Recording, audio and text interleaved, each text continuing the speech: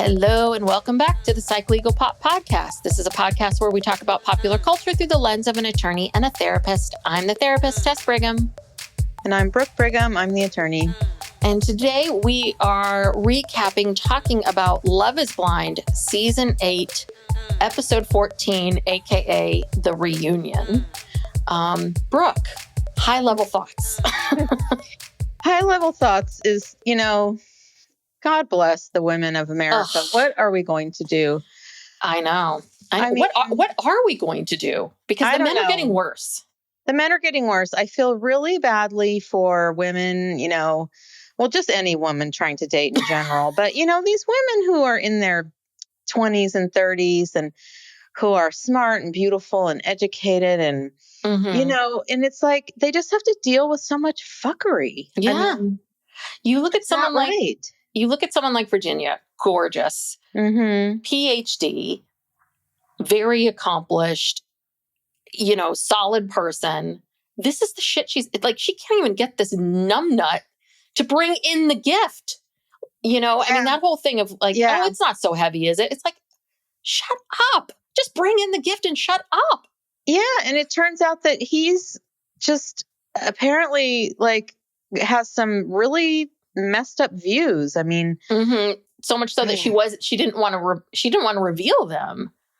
Yeah, she revealed them without revealing them. She basically said, here's what I believe. Yes. Basically, these are the things I believe, and he believes the opposite. That's the problem. Oh, okay. You think that, I guess that's essentially what she was implying. Yeah. Yeah. I mean, I didn't know if it was the exact opposite, but when she started listing things, I'm like, ooh, gay marriage. Oh, yeah. You're like, oh, Jesus Christ, Devin, where? Huh? Gay marriage?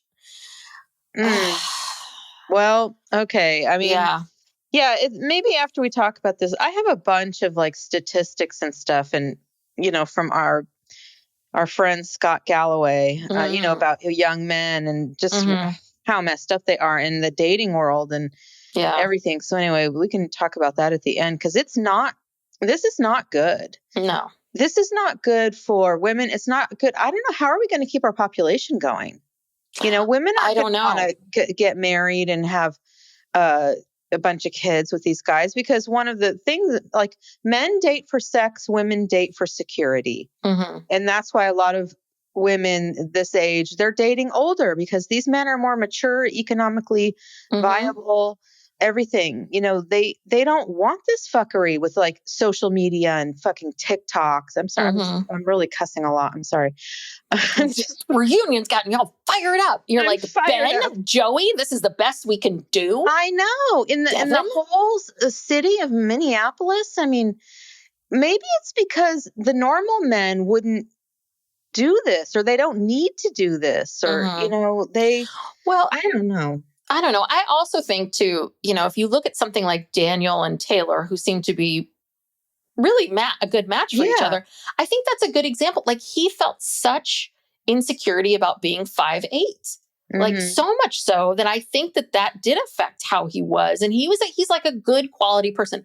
Listen, as someone who met and married a short king, I do think that is a little bit, I feel like for the women out there, are you wanting 6'5" finance? Yes. You know what I mean? Yes. I am telling you something. My husband does not sort of check all those boxes, but my God, he takes care of me. He cares about me, and I don't worry and wonder about him at all. Yeah, so well, it is. Women are not. We need to stop doing this to men. It really irritates me that it's like, oh, he has to be this tall. He has to be like this. It's like, we don't want to be judged on that level, do we? No, I mean, women are not off the hook. And that was one thing that Scott brought up about only 3% of men are 6 foot or above and make $100,000. Yes. 3%. Okay. So women have to not lower their standards, but just be open to.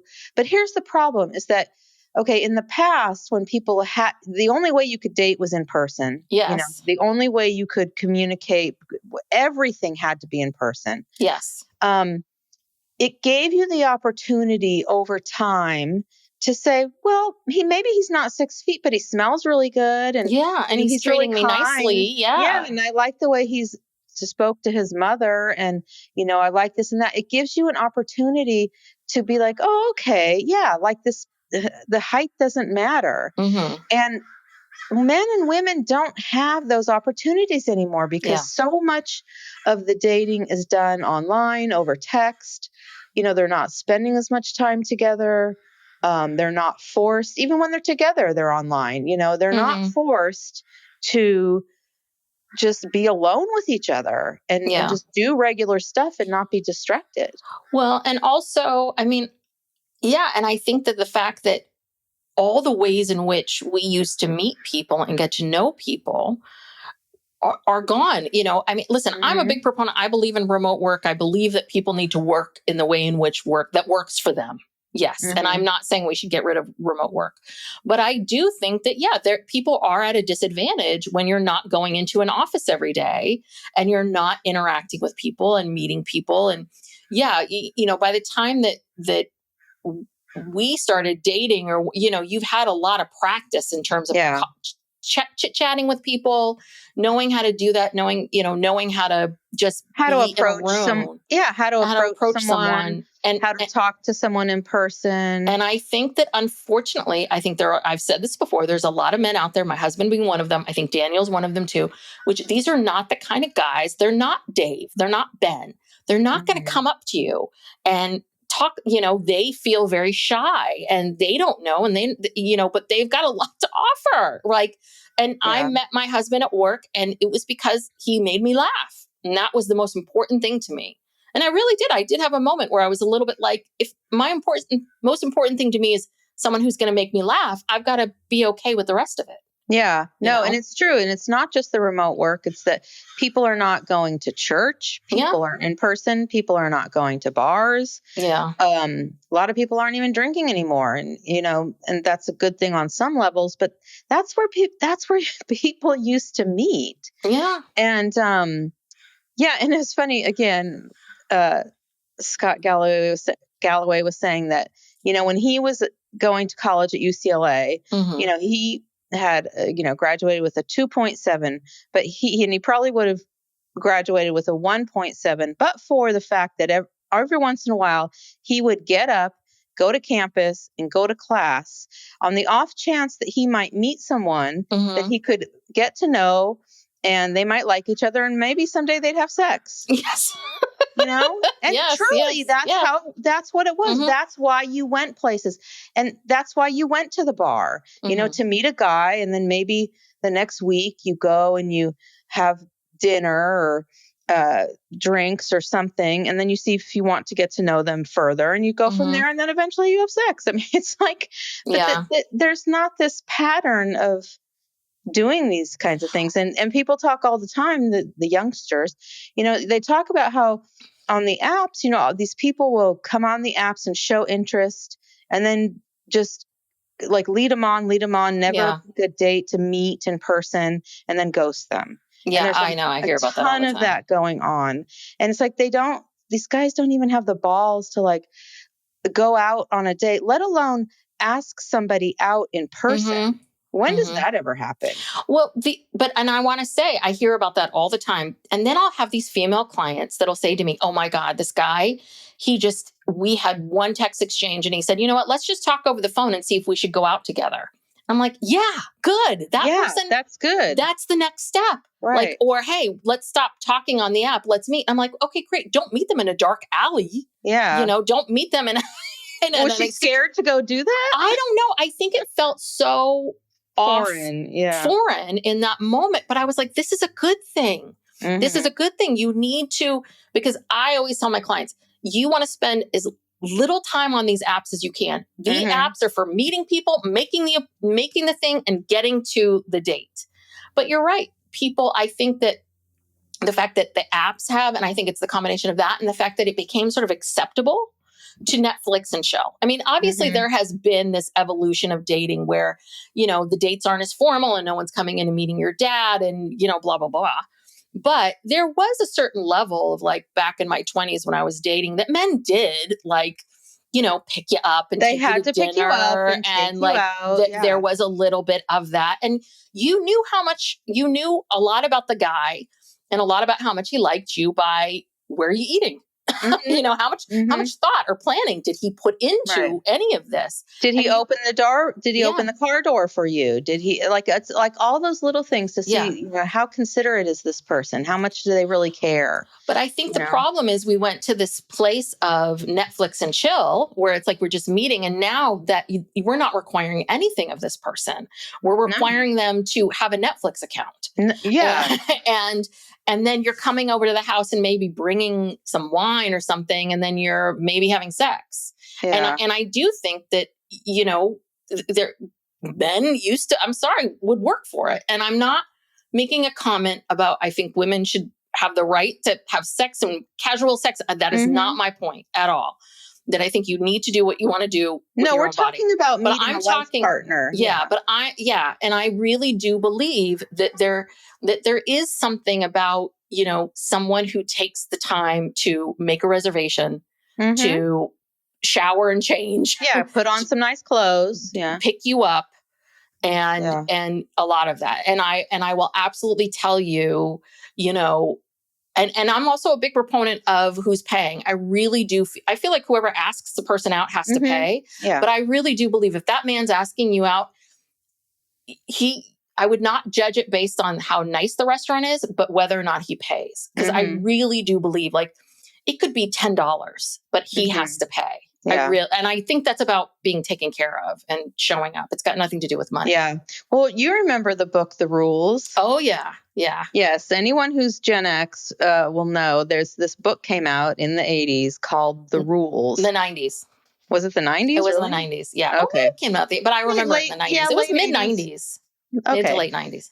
And it was this woman's guide to dating. She had dated a lot and, finally found the man that she married.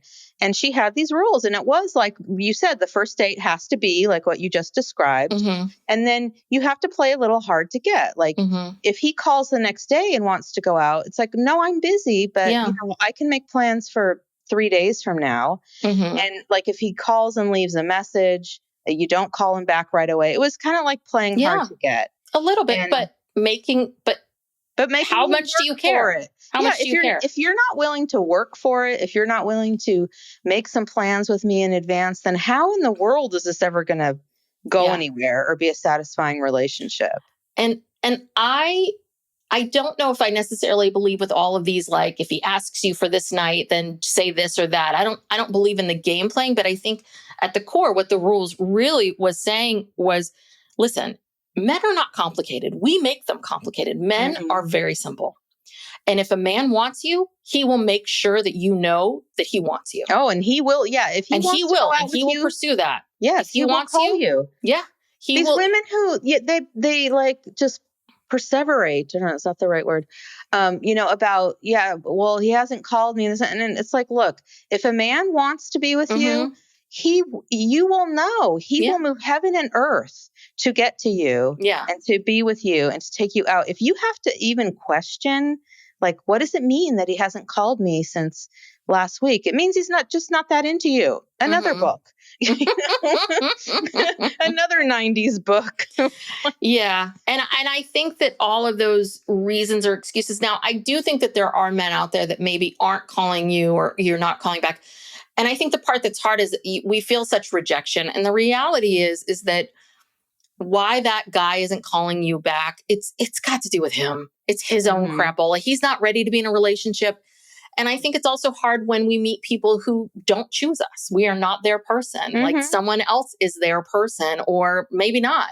Maybe you were meant to be their person and they're choosing not to be with you. And I think that part about relationships, Dave said it too. He said, this is why relationships are hard. And it's like, yeah, they're hard because, and why romance and dating is hard is because, it does require you to put yourself out there. And I think that is something else that we're seeing with young people today is I think life is really, really hard now. I think it's really, really challenging. And I do wonder if young people maybe aren't dating and putting themselves out there just because of just bandwidth, like how much mental health stuff they can take in. Yeah, it's hard for people to go out as much. Because of all the stimulation in the world and in people's lives that people, they don't have the bandwidth to go out to a bar or go out to some place where there's going to be a lot of young people there. And I mean, that is a big part of it. But let's get into these couples. Enough from us. We're just like a couple old ladies. But let's talk about these people. Mm-hmm. Okay, so let's just start. We'll get these two out of the way. Taylor and Daniel. Well, they're living their best life. They bought a home. Daniel got a weird tattoo of Taylor's eyes. Yeah. On his chest. And it was weird because it was like in a box. Like if it were just the eyes, maybe, but it was like a rectangle. Yeah. With her eyes in it. Mm-hmm. Never seen anything like that. But this is what I love about young people. Daniel's like, well, I went to my tattoo artist and I showed it to him. How many tattoos do you have? I'm like, you have a tattoo artist? Should I get one since I have no tattoos? I mean, that is a phrase that was not said in our day. Yeah. Yeah. So, they both looked great. I don't know. What do you think about Daniel's mustache? I liked it. Okay. I thought he looked good. I think he slimmed down a little bit. He looked very handsome. She looked beautiful. Yeah. I loved her dress. I thought she looked gorgeous. But life has not been totally easy. Daniel's mom was diagnosed with cancer. Mm-hmm. And but the whole family, including Taylor's family, is pitching in and helping to care for her. And his dad, right? Like Daniel's dad would stay with Taylor's brother because he lived right near the hospital. And apparently Taylor's brother is an administrator at that hospital. So, so they're blending. The families are blending very, very well. Yeah. The only thing I found odd about all of this was why were they dressed in those costumes as an eagle and Uncle Sam? I don't know. Those balloon costumes. What was that about? Was that Halloween? Or was that was that 4th of July? It had to be one of the two, but I think these two like dressing up and costuming. I feel like, I mean, and again, that took a lot of work, those videos. And of her putting her hand out and how many times they had to do that. Yeah. Again, this is a young person thing too, because I would be like, oh, forget it. I can't do this. What was that handout thing? Was that like it was like a series of videos? Like every time they would go out, maybe they would take a shot of them and he would put his hand out and she would hold it and that you would see this over and like you piece it together. Over and over. Okay. Yeah. Yeah. That's just too much for me. Well, I wish them the best. They'll be having a baby next reunion, probably. Yes. So not much to really say about that. All right. Okay, so who should we talk about next? Well, why don't we just go in order? The next couple that was talked about were Devin and Virginia, right? Yes. And Virginia looked stunning. Yes, I like the shorter hair. She had a real different energy, because in the show, she was much more like, kind of, soft, sort of sing-songy. And in this reunion, she was very confident. She seemed much more confident, powerful, sure of herself. And good for her. She didn't mince any words. Oh, no, she did not. She said that, she brought up several topics that Devin did not want to talk about on camera, and she respected that. But now without mentioning what the topics were, she's going to tell you what the topics are, because she says that she believes in a woman's right to choose. And that came up in the show. And he clearly was not on the same page with her. And she said she 100% supports the LGBTQIA community. And she also said that she thinks that everyone should have respect for all religions, religious faiths. She has people in her family who are Muslim, even though, she's Christian and he's a Christian, and apparently he had a problem with that. Yeah. So, and he tried to brush it off like, oh, well, you don't have to agree on everything. You can have different, beliefs about this and that and still be together. And it's like, well, you can't have different beliefs about core values. Yeah. Yeah. One of you can't believe that human rights are everybody's rights. And one of you is like, well, let me pick and choose the people that I think is okay to have, these basic rights. Yeah. I mean, vanilla or chocolate ice cream, that you can get past. Yeah. You can't get past gay marriage and some of these other things that she's talking about.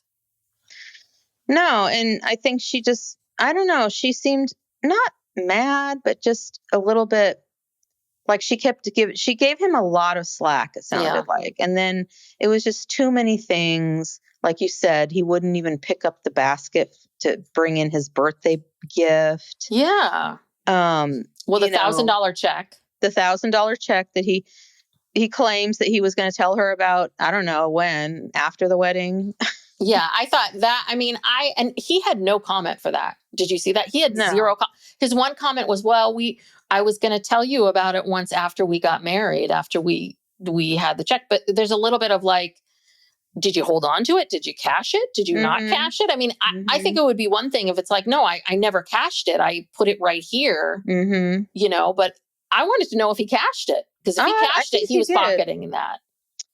Yeah. And then she said she saw a note from an ex-girlfriend he claims that it's not really an ex-girlfriend because now they're best friends and she's involved with one of his friends. But there was something in that note that upset her. And I think what upset her was she said she didn't know that they had previously dated before she saw that note. And this is someone who I think is hanging out with them. And he never mentions that, I used to date her or whatever. Again, it's just kind of like, why are you hiding facts? Yeah. But she was very, very direct. So, her mom, I guess, is a representative. Yeah. She's a Democratic state representative. Oh, okay. Yeah. So obviously Virginia would have very strong feelings and yeah. Anyway. Yeah. He was such a dud. I'm sorry. He is such a dud. Absolutely. I don't know if of all the men there, his stuff isn't as egregious in some. I mean, there's some, but it's debatable. But I think and he should feel so lucky that Virginia is not a messy person because it sounds like she could have really buried him. She could have made him look horrendous. I'm sure there's a lot more. Yeah, and maybe that'll come out. I hope it does because I don't see why she needs to protect him. Yeah, well, he really didn't have much to say for himself. And it was pretty short and sweet. Honestly, I don't even think Devon's have even thought about those things. I don't think Devon's thought past his little world. Do you know what I mean? And what his parents have told him. Yeah. And what his parents have told him about, no, we don't like this kind here in this family. Oh, okay. You know what I mean? I just don't think he's ever really thought beyond what was told to him. So. Did he go to college? Did he leave home and go to college and stuff? I can't remember. I mean, I know because he coaches at the school where they went to high school, right? Yeah. And I'm not even sure he's ever really gone out and had more life experience. Doesn't seem like it. He seems very immature, just very, not a lot of world experience. And he's young. Yeah. So. Oh, and the other thing too is apparently like Devon said something, there was a, Virginia was telling everyone that Devon, that after the wedding, like she was trying to contact him and that according to Virginia, Devon stopped answering her calls and then told everyone that she was the one that ghosted him. And then the women all pipe up because he starts to defend himself and he's like, no, I didn't say that. And Molly's like, yeah, you told me. And this other person's like, no, you told me too. And then he said something to the effect of like, well, they were really drunk. Right. They it was Madison and Molly back up Virginia's story. And he's like, they were very drunk and being nosy and they came up to me and they were really drunk. And there was a little debate about who ghosted who. Yeah. But I believe Virginia. Yeah. And I also believe that even if those two women were drunk, they wouldn't have both misunderstood it. Do you know what I mean? It seemed pretty clear. Yeah. So anyway. Peace out, Devon. Peace out. Okay. So what is the next? Ben and Sarah? Yes. Or Joey. No. No, I think it was Ben and Sarah. Okay. Maybe. Who cares? Oh, let's do Ben and Sarah. Yeah. Okay. So this one, geez. You know, this was really messed up. Like after the wedding that didn't happen, I guess he stayed. They lived together for like a week or two. And then she had to go to Nashville to finish this traveling nurse assignment. And he was going to come join her and stay for the last 2 months and live with her. And they had all these plans. They were very specific about he was going to fly there and he could use her car. I mean, they talked about this in detail, and he can work remotely, and she was going to set up a desk for him. and then she leaves. And once she gets there and he finds out she got there safely, he dropped her from his Find My Friends. So she couldn't no longer see his location. And then she texted him like 3 scripted apologies for basically, I guess, breaking up with her, ghosting her. And then the best part was that then he got some advice from Jimmy. And I loved how Ben was like, I don't want to say anything. And then the women are like, it was Jimmy. Yeah, because immediately Vanessa's like, well, who was it? And he's like, I don't want to say. And then they're like, it was Jimmy. And which is just the person you want to get advice from. Jimmy. Was he last season or the season No, before? He was season 6. Okay. Yeah, so this was his advice to Ben. You need to be on good terms with Sarah before the reunion, and you need to rehearse your responses. So you're both saying the same thing. So Ben contacts Sarah to try to get on the same page with her. And she's just like, why the fuck are you calling me? Yeah. Well, because I think the other thing was when he sent her those text messages, those scripted messages, I think she just looked at them and was like, I'm not going to respond to you, which good for you, because stop. I think rightly so. It was a little bit of like, I'm done. Like, I don't have any more emotional bandwidth to even explain anything to you. But, and I'm sure anyway, the fact that he goes and talks to Jimmy of all people and then thinks that that's a good idea. It's just, this is unreal. Yeah. It's like, I know I haven't talked to you in like, a year, but let's get on the same page. Let's rehearse our reunion answers.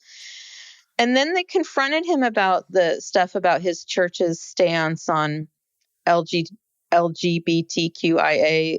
And he said that he didn't remember that sermon or that video. And furthermore, he didn't really pay attention because it didn't apply to him. No. and again, so that contradicts the fact. So if you really have gay friends, like you showed us you did when you all hung out, you're basically saying because it did not apply to me, even though I have these gay friends. I mean, it makes no sense. So one of the two, I mean, either, again, I will die on the hill that he hired those people, that none of those people are his friends, that these are periphery friends, that he felt obligated to come on the show. Because I think he's all about his image. Psych Legal Pop will be right back after these messages.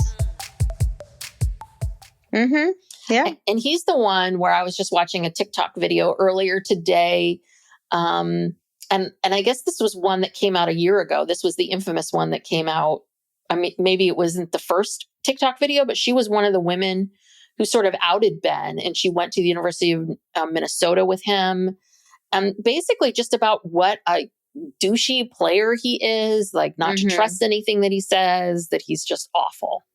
And that he's the one that handed out cards to women after he slept with them with his YouTube handle and wanted them to follow him on YouTube. Oh my God. Yeah. Sarah said she felt like he love bombed her, in retrospect. Yeah. That's what he did. And it's not sincere. It's completely insincere. Yeah. No, anyone who dates him after this, that's on you. That's on you. You've been warned. Yeah. All right. Is that it about Ben? And yeah, I'm just looking at Sarah. my notes and all that. Yeah, I think, and Madison brings this up because I think one thing is about this group is I think it helped tremendously how much the women had each other's backs because these men were gaslighting them. I mean, I don't think we've ever saw a season where men were gaslighting women to this extent. Like about, no, I didn't say that. And then 3 people having to come in and be like, yeah, you did. You did. Yeah. Anyway. Yeah. All right. Joey and Monica. Yeah. And speaking of, Joey slid into Madison's DMs after he saw her in person at the get together. And she spilled the beans about that. And he tried to downplay that. And Monica said she felt gaslit because Joey and Madison did date a bit in the pods. And then Madison decided that she, didn't really have romantic feelings towards him. And he was keeping that information from Monica. And Monica's just finding out that this happened, even though nothing really happened. But, again, Joey, he turned out to really be a douche. Not good. I mean, and, poor Monica, she was very upset because she saw watching the show back that she could see that this guy doesn't love me at all. And he's not even attracted to me. He doesn't want to be physical with me. He doesn't want to be close to me and touch me. And so then why would I want to reciprocate? Because then he starts complaining, well, you never did this or that. And it's like, well, why would I want to when you're not giving me any signals? You're not giving me any indication that you're even attracted to me. And then Joey tried to blame her sister. Yes, which I thought was awful. That was wrong. He's like, well, I saw that your sister didn't have any, that she was so negative. So I, as if he's like protecting her, as if it's his way of protecting the family or something that he didn't want to get in between these sisters. The whole thing was so weird. I think that Sister Nicole, she had his number. We kind of got on her in the beginning because she kind of came down kind of harsh with Monica. But I don't know. I think that maybe she detected his bullshit. Yeah, maybe. And, and she could see, and she just didn't. She was trying to protect her sister. So apparently she was right. Yes. Well, Sister was right. Yeah. And he had to come in on that skateboard again. Ugh. Yes. It needs to end. It just needs to end with you. And the Hawaiian shirts and the other things. Did they show that extra scene? I can't remember where I saw this extra scene where apparently there is a scene where and Monica's wearing a Hawaiian shirt, and I think she's going to meet all of his friends. And all the friends are like, God, we're really surprised that Joey went on the show. He was never really into marriage. He never talked about those things. He was very anti-marriage. We're kind of surprised to see him like this. And even his friends were bringing up to him. And I think that, apparently, again, I think he would tell her one thing, like, no, I am into marriage. And that was the old me. And then she would go and meet with someone and who would give her some other story version. Yeah. And I think that's what a lot of these women were doing back and forth of like, well, hold on a second. This person's saying this, you're saying this. I mean, these men seem to have a real issue with the truth.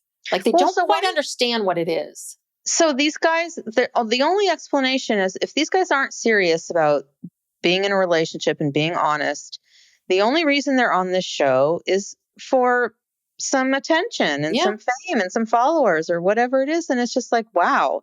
Yeah. Like, and it backfired on all of them because now everyone's looking at them and, not liking them. I'm not going to go follow Joey.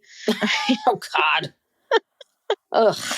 Oh, God. Oh, someone did correct us. One of our listeners, I got an Instagram message. This person slid into our DMs to say that it was changed. It used to be physician's assistant, but now it was changed to physician's associate. So it is the same thing. Okay. Apparently. Okay. Hopefully I got that correctly. Now I'm correct. Now I feel like I have to look back on the message. But yes, it is the same thing. Yeah, that's what I thought. I just thought a different name. Okay, so how about, I guess, who do we have left? Dave and Dave. Lauren. Now, you talked about this last week about the guy who was, the other guy, the friend with benefits, Stan, who is just real thirsty and posting stuff, acting like he's on the show, putting himself in like the Love is Blind caption photo type thing. Well, it turns out that this guy had bad intentions, and he just wanted, to get on TV or be part of this drama or whatever.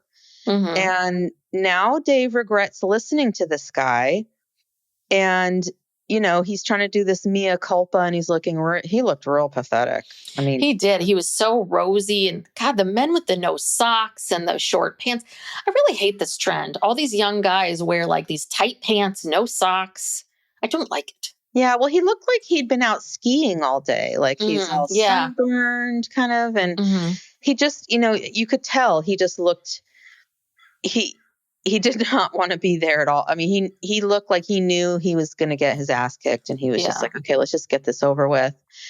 And, Lauren kind of says, I don't really buy any of this. Yeah. This is too little too late.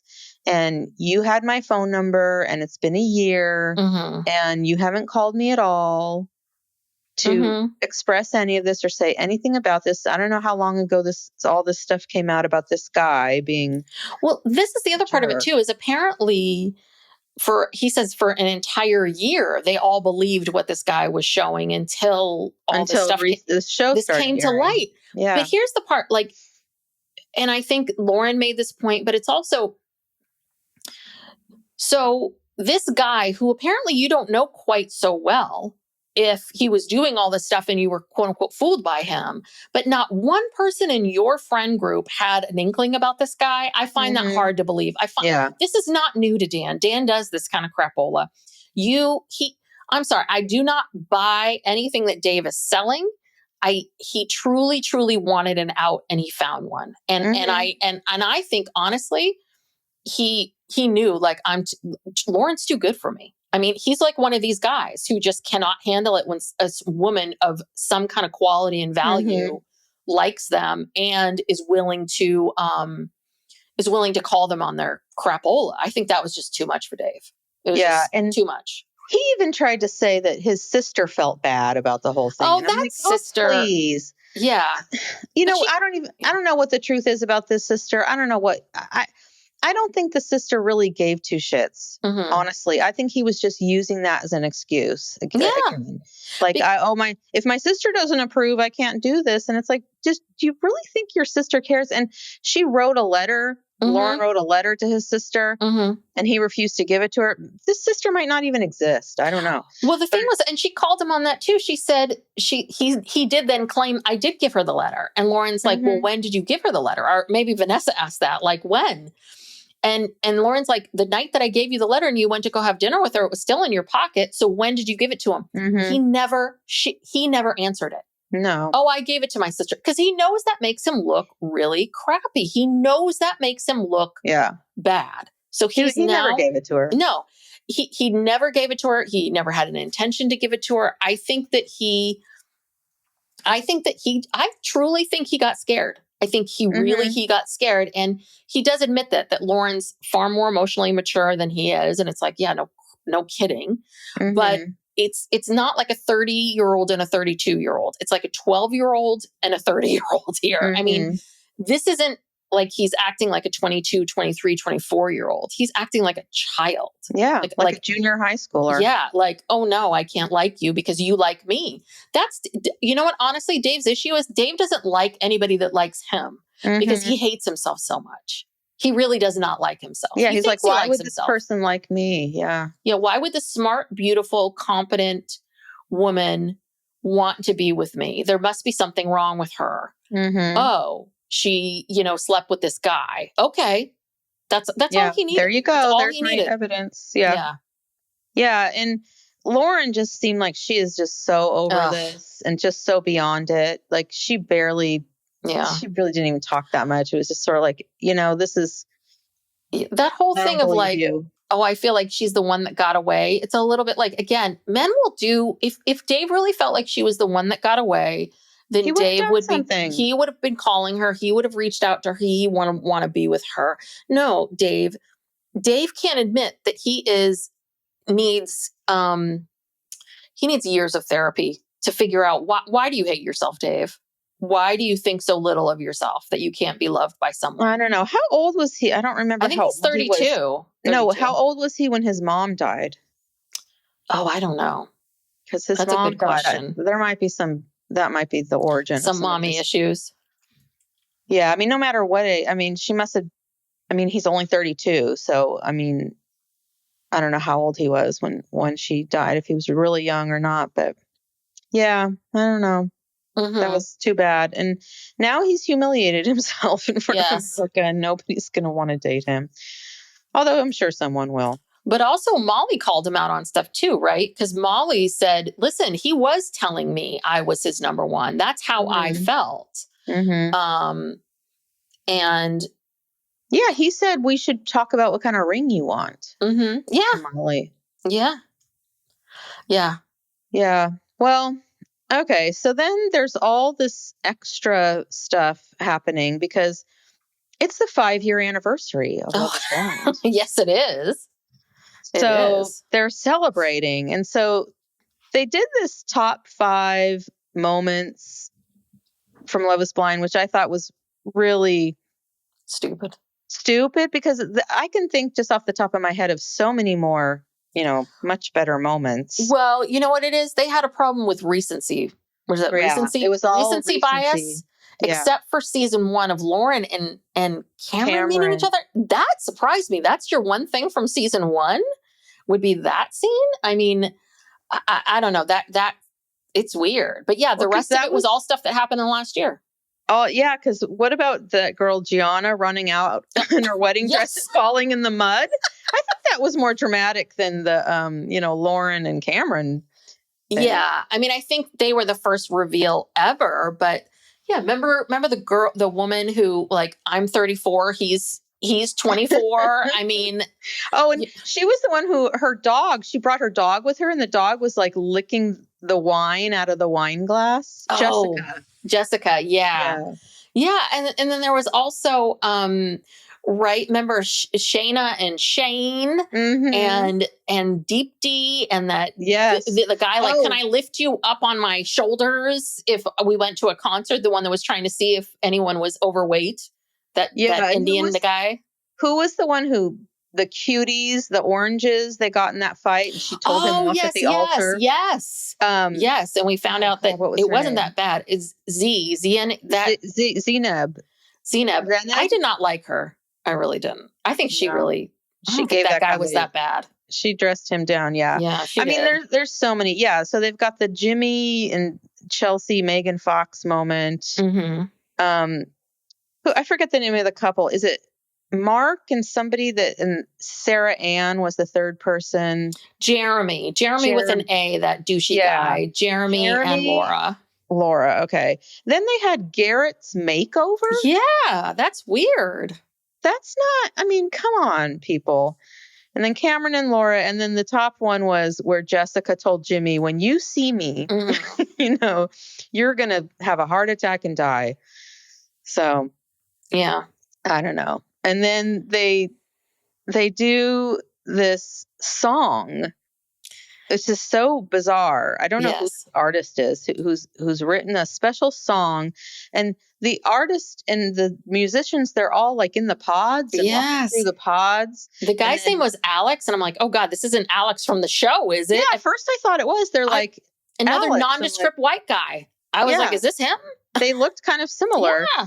And so they're doing this song, and then everyone on the panel, they're all standing up with their gold wine goblets, dancing and swaying. It was so awkward and weird.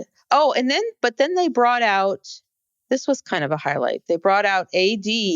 Well, you're skipping the whole Madison, Meg, Mason, Alex section. All about those people. Yes, yes. We have to go back to that. You know why? Because I think I completely tuned out during this because it was so boring. Well, some people felt like it dragged a little bit, but a lot has come out about this Alex guy. That there have been things that have come out about him, and girls have said that, he was one of these guys that would hang out, you know what I mean? Like one of these guys that was 19, 20, 21, and that would hang out with like high school kids, when you're kind of like, and he would hang out, and that he dated a lot of young women, like that he's super creepy and gross. And doesn't he use his story, his like bullying nerd story that might not exactly be accurate, and uses that as it could be, we don't know, but he does. I mean, and this is the part that I really feel for women is you can meet some guy and you can see some guy and you hear some story about him being a massive dork in high school. And you think, oh my God, he's so sweet. He's so nice. Oh, he's this broken bird or whatever it is. He turns out to be a douche. You know what I mean? It's a little bit like even these love bombing people are not all smooth. They're not smooth talkers. They're these Alexes, I think, are even more dangerous because they're love bombing jerks in the body of this nerdy, sweet guy. Mm-hmm. And so I think Madison probably felt like, finally, I'm meeting some guy who's nice and normal and sweet and kind and is going to love me for me. And then it turns out like, oh God, he's just as terrible as the rest of them.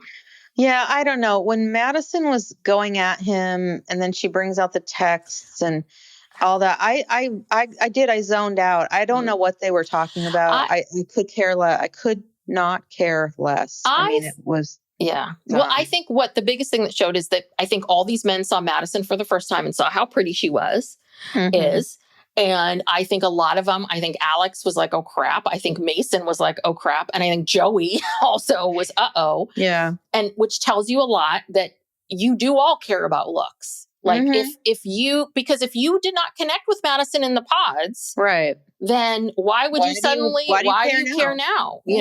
No, you saw what she looked like. So, but she did say something to the effect of like the text messages that she brought out. I mean, they weren't that startling. I think they mainly were showing that Alex was claiming that, I think Alex is a little bit of one of these people that he tries to be a guy's guy around all the guys and he's broing out with them. And then I think he was dishing dirt on all these guys to Madison. And he was talking about some things about Mason. I think he was like, but here you are being this guy's best friend, defending him on the show. And I think that's what pissed her off. The text messages weren't as explosive as I think she wanted them to be, but she had receipts. I mean, she wasn't wrong that Alex did say some negative. He wasn't nice about Mason in these text messages. Yeah. He was just trying to show that he's talking out of both sides of his mouth. He's two-faced, whatever you want to call it. Yeah. But what's the deal with Meg and Mason and all of that kind of stuff? Like, I didn't quite understand that whole thing. They dated for a few weeks or but Meg also was not, she was kind of getting on Madison about some of this stuff too. Kind of getting in her business or something mad. I think Meg was mad that, I think this is what it was. I think that she basically was expressing this, like, you knew how much I was into Mason. Yet you I think she was pissed that Madison kept dating him, even though Madison had someone that into him. Yeah. That Madison wasn't that into him, that she was stringing him along. I mean, I think that's really what Meg's beef was about. But in the end, right? Like, you chose not to be with Mason because of what Mason did, not her, Yeah, they could have gotten to know each other more and stuck it out. And then they did. Then they dated. And they decided they were better as friends. So who cares? Anyway, God, I hate all these people are so annoying. Okay, so so AD from, I don't know, season 6. I don't know where we are. Was she the Jimmy season? So season 6. I think so. Yeah, so she went on that show Perfect Match, and she met this guy Ollie Sutherland, who was on Love Is Blind UK, which I actually watched and recapped with Amy Archer at Little Miss Recap. Oh, we did the whole thing together, like all episodes. Sometime mid last year. So go check that out. On Little Miss Recap. So what did you think of Ollie on that?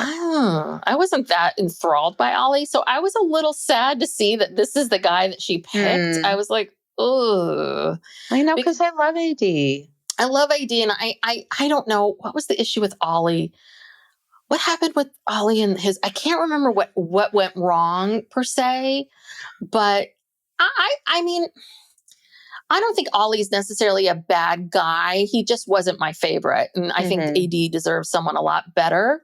And I'm happy for AD. And obviously, I mean, listen, obviously Netflix or their show is really getting behind AD's, like, God, to get that kind of intro to your podcast, like they're really setting her up for an audience, I mean, that's like, so I think they really believe in AD. My concern with AD is I don't want this guy just marrying her and wanting to do all this because he thinks this is what he should be doing, or now we're this power reality couple. I just don't completely trust him. That's all. Okay, well, gosh. But I could be wrong. I don't know. I mean, I don't know his ins and outs. So, but he wasn't my favorite. All right. Well, I hope that all goes well. Yeah, I really do. I want AD to be happy. Yeah. So, so they had the goofy thing at the end, and then they announced, another goofy thing they did. They did both the sock thing and the musical instrument thing from Monica's family. It's like, like, oh God, you guys are so desperate for content. Like, enough already. You could have made it 10 minutes shorter. It was like an hour and 9 minutes or something like that. Yeah. It's a little bit like, then make it an hour. Tighten it up. Yeah, I know. So then they said that the next season is going to be in Denver. Yes, which I think I can see that. I know nothing about Denver. I've never been to Denver. Neither have I. I've always wanted to go. It's one of my places. Yeah. That I keep talking about going and never going. But yeah, they didn't give us any previews of any contestants. So I don't know what that means, if anything. Yeah. I mean, because the last time, the people they previewed at the last reunion, it was Alex and Joey and the other woman, Brittany. That yes. What's his name dated? Yes. Devin dated. Yes, that's right. And we were like, ugh. We were like, these people look that great. Who are these men? Yeah.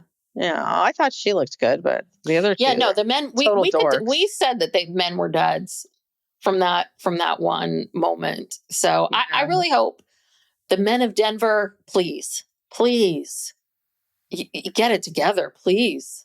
I can't watch another season like this. This is just tragic. It's discouraging. It's very discouraging. It's very upsetting.